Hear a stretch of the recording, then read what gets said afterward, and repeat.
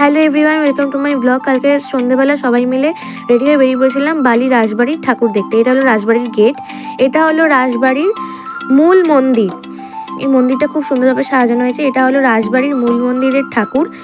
এরপরে রাজবাড়ির আরও একটা মন্দিরে আমরা গেলাম। এই মন্দিরেই কিন্তু রাসটা বসানো হয়েছে। এখানে রাধাকৃষ্ণের বিভিন্ন মূর্তি রাখা রয়েছে, এক এক জায়গায় এক এক রকমভাবে রাধাকৃষ্ণের মূর্তিগুলো রাখা আছে। পুরো মন্দিরটাকে গোল করে ঘুরে দেখতে হয়। মন্দিরটার চারপাশে এই যে ধারে ধারে রাধাকৃষ্ণের মূর্তি। এখানে রাধাকৃষ্ণের এক এক জায়গায় এক এক রকমভাবে লীলাকে এখানে ফুটিয়ে তোলা হয়েছে। এই রাজবাড়িতে কিন্তু এর আগে বহু সিনেমার শুটিংও হয়েছে বিভিন্ন সময়। তারপরে তোমাদের আরেকটা জিনিস আমি দেখাই, ব্রিটিশ যুগের এই ঘড়িটাকে রাজবাড়িতে এখনও অবধি সুন্দরভাবে যত্ন করে সাজিয়ে রাখা হয়েছে। আর তারপরে চলে এলাম রাজবাড়ির গঙ্গার ঘাট। এই গঙ্গার ঘাটটাকেও বেশ ভালোভাবে সাজানো হয়েছে। দূরে ওই লাইটগুলো দেখতে পাচ্ছ, গঙ্গার ওই পারে জ্বলছে। ওই পারে কিন্তু বরানগর, ওই পারে আমাদের বরানগরের আদি বাড়ি আছে। খুব সুন্দর লাগছে গঙ্গার উপরে লাইটগুলো পড়তে।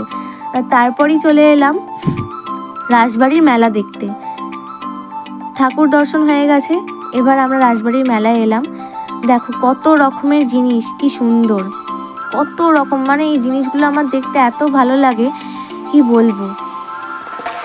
তারপরে দেখো এক একটা জিনিস। আর এই পুতুলগুলোকে দেখো, পুতুলগুলো কি সুন্দর, মনে হচ্ছে না আমি এক্ষুনি সবকটা পুতুল কিনে নিই। এই ছোটোবেলার কথা মনে পড়ে গেল। আবার এখানে আমি একটু পাপড়ি চাট খেয়ে নিলাম, এটা কিন্তু আমার খুবই ভালো লেগেছিলো। তারপরে দেখো রান্নাবাটি, সেই ছোটোবেলার দিনগুলো আমার মনে পড়ে যাচ্ছে। আমি যখনই মেলায় আসতাম তখনই আমি এই জিনিসগুলো কেনার বায়না করতাম। মনে হচ্ছিল না আমি আবার ছোটোবেলায় ফিরে যাই। কত সুন্দরভাবে সব কিছু সাজানো দেখো। তারপরে দেখো এই ফটো ফ্রেমগুলো আমার খুব ভালো লাগছিলো দেখতে।